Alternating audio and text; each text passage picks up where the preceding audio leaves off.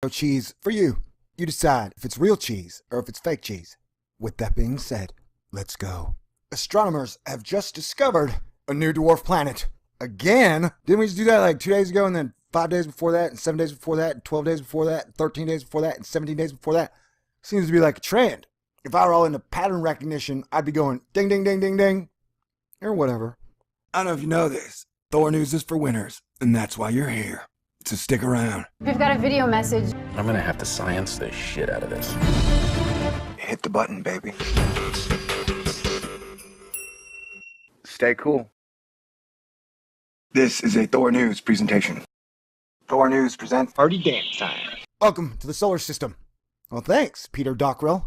And he wrote this today, July 12th, 2016. Man, 2016's been a doozy, huh? Yeah, it has. All right.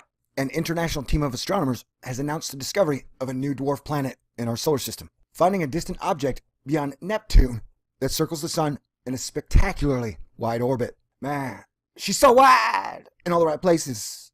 And when I say she, I mean the orbit, of course. Dubbed 2015 Rest and Relaxation 245 by the International Astronomical Union, while they come up with a better name. Asterisk, they don't always come up with a better name. The dwarf planet is about 700 kilometers in diameter. Can I see a photograph? And its elongated orbit sends it out some 120 times further from the sun than the Earth. Or we call that 120 astronomical units. So it's a pretty distant neighbor. That ain't gonna stop me from saying, hey baby, can I get a cup of sugar?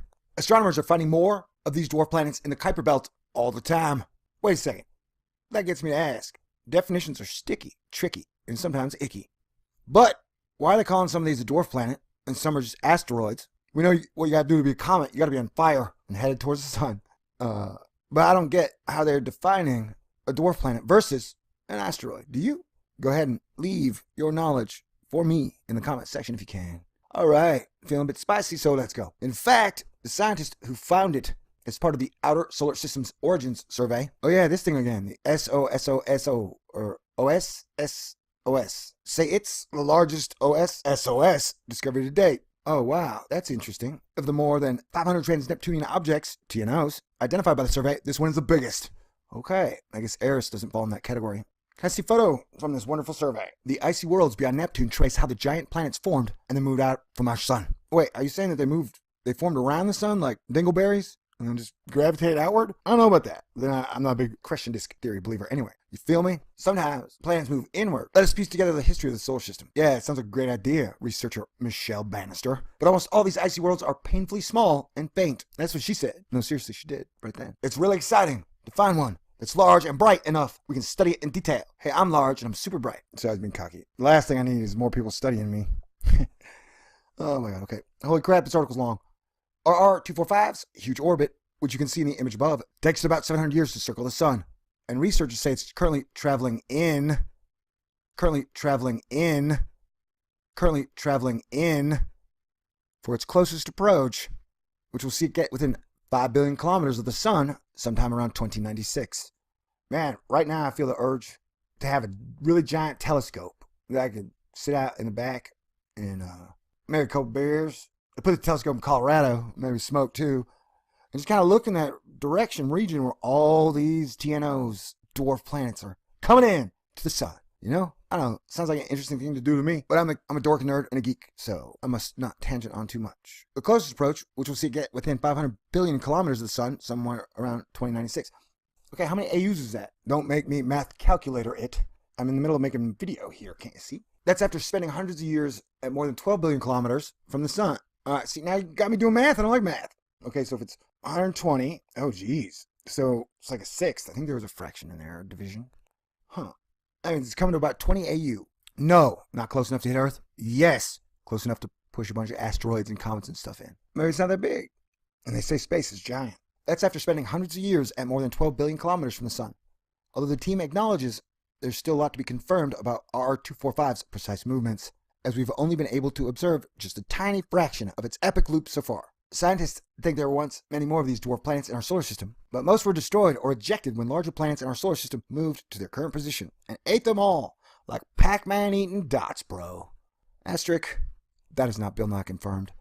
But now, Running Roosters 245 enjoys the ranks of other survivors from this period, such as Sirius, Pluto, Jaume, Meg, Eris, Wait, are you saying it's bigger than Eris? Wait, are you saying it's bigger than Eris? Shocking. Which have all been recognized as dwarf planets by the IAU amidst the tens of thousands of much smaller objects beyond Neptune. The researchers first spotted the dwarf planet in February when astronomer J.J. Cavaliers from the National Research Council of Canada was sifting through the osSOS data recorded in September 2015. Well, good job, J.J. There it was on the screen, said Bannister. This dot of light moving so slowly that had to be at least twice as far as Neptune from the sun. Why can't it just be going really slow, man? I know people go really slow. I know people go real slow. And be like, can't you hurry up? And they'll be like, no, it's as fast as I can go. So them, that's fast. To me, it's slow. And that right there is relativity. The team suggests that it's possible that RR245 may be one of the last large worlds detected beyond Neptune. Okay, great. You're finding these all the time, and this one's bigger than anyone you've ever found. But it's the last big one. Wasn't that Eris? Eris was supposed to be the last big one. Before that, it was like Pluto was the last big one. So why don't you quote them on this possible suggesting? As the brightest dwarf planets have already been mapped, asterisk, you're saying a bunch of dumb stuff. Did you have to get a degree or pass a test to write this stuff, man? Although the debut of the Large Synoptic Survey Telescope next decade could turn up new discoveries we haven't been able to detect so far. Oh, really? Yeah, you think? osSOS was designed to map the orbital structure of the outer solar system to decipher its history, said one of the researchers, Brett Gladman of the University of British Columbia in Canada. While not designed to efficiently detect dwarf planets, we're delighted to have found one on such an interesting orbit. But beyond helping us map the outer reaches of our solar system, to discover these dwarf planets and their unique geological composition helps us understand more about the cosmic past in our corner of the galaxy. They're the closest thing to a time capsule that transports us to the birth of the solar system. Astrophysicist Pedro Lacerda from the Queen's University Belfast in Northern Ireland, who wasn't involved with the discovery, told Ian Sample at The Guardian. Wait, are you an article quoting another article quoting a guy who didn't work on it? That's interesting. You got a crazy process, man. You can make an analogy with fossils, which tells us about creatures long gone. I just gotta say, I don't like that sentence at all. You can make an analogy with almost anything, man, you know? And the creatures aren't gone because it's a planet. It's just as alive as any other planet, right? So it's not dead, it's just really far away. So your analogy is terrible. You know, it's like making an analogy of Florida to California. That's what it is. It's like Earth is California and this thing is Florida. It's really far away if you're walking or floating at non-light speeds. You know what I'm saying? Dude, it's not long gone. It's just far out there. Geez, scientists sometimes are so horrible with words. And they're really important in communication and stuff. Discovery hasn't been published yet, so we're still waiting for the further details from the researchers for now. But RR245 has been formally noted by the International Astronomical Union. Sweet. Do any dudes from the IAU watch Thor News? Because, I cover astronomy. Try to do it with integrity and humor and putting out the research and news that I've been given, and then letting the people decide. Sure, I throw my opinion in there, but that's just my opinion. I'm not asking anybody to believe it. And then no matter what, I always get 5 or 6 guys who are like, you're a Freemason, you love NASA, you're a NASA employee, you're just trying to steal people to lie. It's like, hey, I guess you guys don't watch my videos because I don't trust nobody. And I'm just giving you the information that's out there. A lot of times I'm saying I don't trust nobody. So, but this whole Planet X, Planet 9, all these new Neptunian objects we can't see with our backyard telescopes. It's very interesting. To this point, I still don't know if it's fake cheese or real cheese. And that is where we'll end it. Till next time, I will be cool, you'll be cool, we'll all be cool. Stay cool. Hey, baby, can I get a cup of sugar?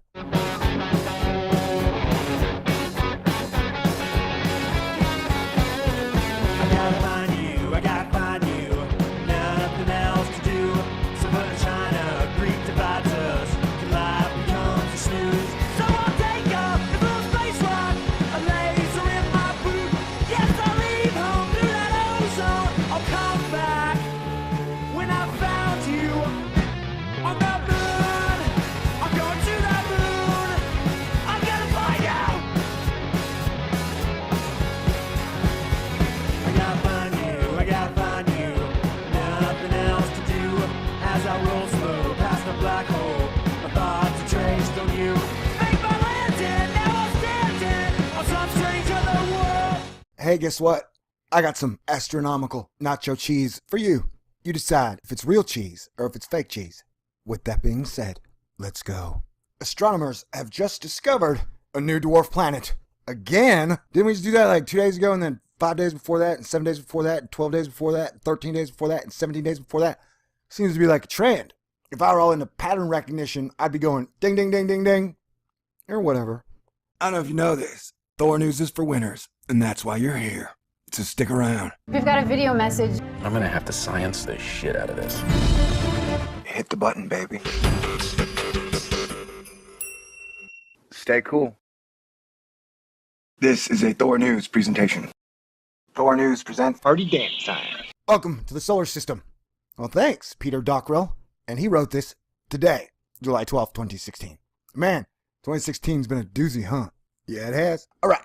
An international team of astronomers has announced the discovery of a new dwarf planet in our solar system, finding a distant object beyond Neptune that circles the sun in a spectacularly wide orbit. Man, she's so wide in all the right places. And when I say she, I mean the orbit, of course. Dubbed 2015 Rest and Relaxation 245 by the International Astronomical Union.